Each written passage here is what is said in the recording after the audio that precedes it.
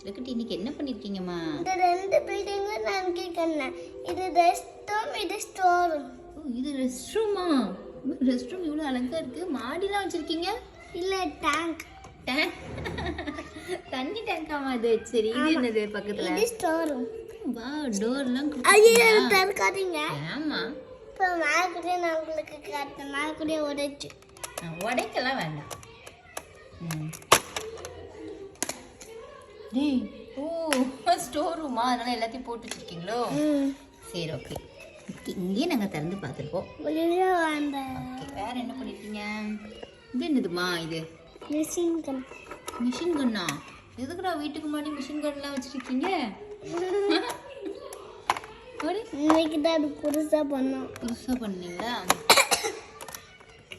வேற வேற உங்க வீட்டு பக்கத்துல வேற என்னலாம் இருக்கு? அட்டுங்க மத்தி பொடி.